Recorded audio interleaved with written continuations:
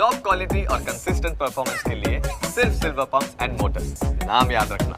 તો બીજેપી સદસ્યતા અભિયાન એ મંથર ગતિએ ચાલી રહ્યું છે। આ સવાર સુધીમાં ગુજરાતમાં 27 લાખ જેટલા સભ્યો જોડાયા હતા। જે બીજેપીનું સદસ્યતા અભિયાન છે એને લઈને આ મોટા સમાચાર છે। આજ સવાર સુધીમાં ગુજરાતમાં 27 લાખ સભ્યો બન્યા। અમદાવાદ બીજેપીના એમએલએમાં સદસ્યતા અભિયાનને લઈને નિરસ્તા જોવા મળી રહી છે।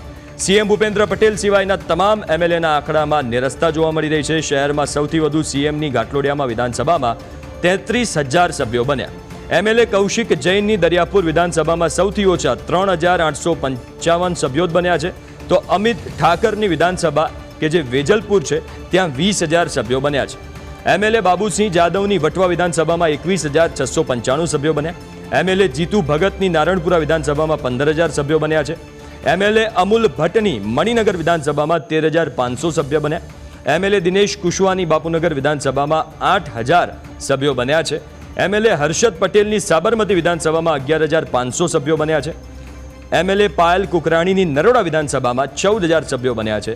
અને વિધાનસભામાં 1 લાખ સભ્યોના લક્ષ્યાંક સામે અમદાવાદ શહેરમાં એકદમ મંથર ગતિએ ધીમી ગતિએ સદસ્યતા અભિયાન ચાલી રહ્યું છે।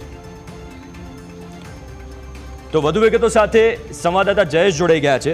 જયેશ, આજે ટાર્ગેટ સેટ કરવામાં આવ્યો છે બીજેપી તરફથી, એનાથી તો હજુ ઘણું પાછળ છે, કારણ કે આખા ગુજરાતમાં 2 કરોડનો ટાર્ગેટ છે। સવાર સુધીમાં ગુજરાતમાં 27 લાખ સભ્યો બન્યા છે અને નિરસ્તા જોવા મળી રહી છે, એના કારણો શું હોઈ શકે?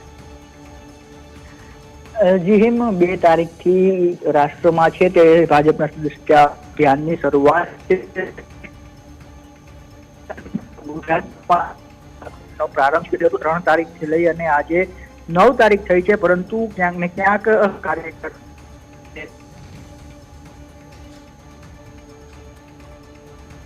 બિલકુલ જયેશ, આભાર વિગતો આપવા માટે। તો બીજેપી સદસ્યતા અભિયાન અત્યારે મંથર ગતિએ આગળ વધી રહ્યું છે અને આજ સવાર સુધીમાં 27 લાખ સભ્યો બન્યા હતા। જો કે ટાર્ગેટ 2 કરોડનો નક્કી કરવામાં આવ્યો છે, જેની સામે અત્યારે અમદાવાદમાં ક્યાંક ને ક્યાંક નિરસ્તા જોવા મળી રહી છે।